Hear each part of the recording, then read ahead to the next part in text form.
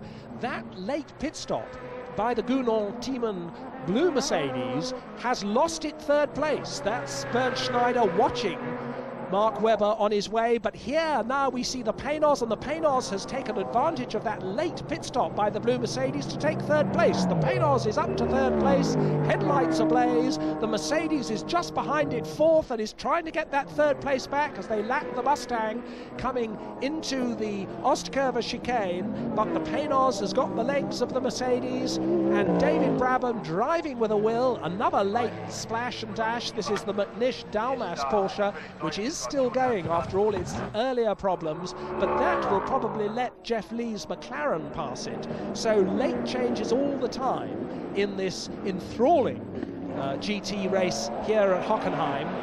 Can the Panos hang on to third place? Can the blue Mercedes make it a Mercedes 1, 2, 3? There's not very much time left. A lot of dust on the circuit. Bernd Schneider watching the pit signals. Through the back markers now on his final lap comes Mark Webber in the much smaller, much more compact V8 engined lightweight Mercedes. The first time that Mercedes have run this car in the FIA GT Championship, although they did run it unsuccessfully at Le Mans.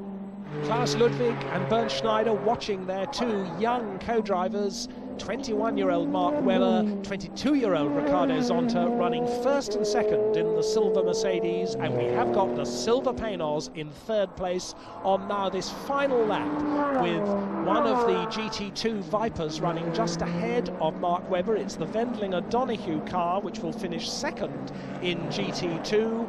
In front of that is the Pedro Lamy Viper, which is leading GT2. It's going to be a 1-2 for the silver Mercedes, and in GT2 it's going to be a 1-2 for the Vipers. There they are, the blue and white 8-litre V10 Vipers. Very, very powerful machines, but much more road cars than the GT1 machines, as Mark Webber goes ahead of the Wendlinger-Donoghue car and into the final Ayrton Senna chicane, gets the big Mercedes now onto the last dash down that final 195 mile an hour straight, perhaps nudging 200 miles an hour in the heat at the moment, but now he's been able to ease off a little as he moves across to the left of the road, takes the line for the right hander, which brings him into the stadium.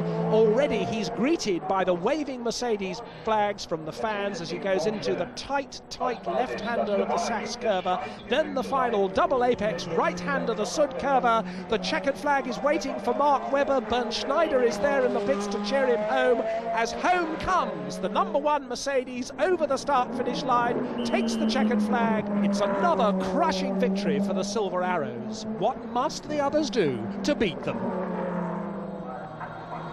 So once again, Mercedes finished first and second. The Panos boys make it onto the podium. An excellent fifth for Jeff Lees and Thomas Boucher, ahead of Alan McNish. A single point for him in the Porsche.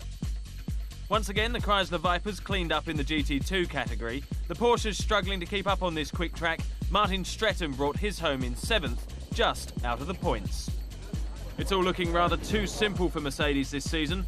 Current champion Bernd Schneider sharing the top of the podium with Mark Webber. What a first season he's having. The pair are top of the drivers' table, 18 points clear of the nearest Porsche drivers. So we're getting to the stage of a season where Porsche really must get some points on the board. These are the cars to follow this season. They do battle again at Dijon in France next time.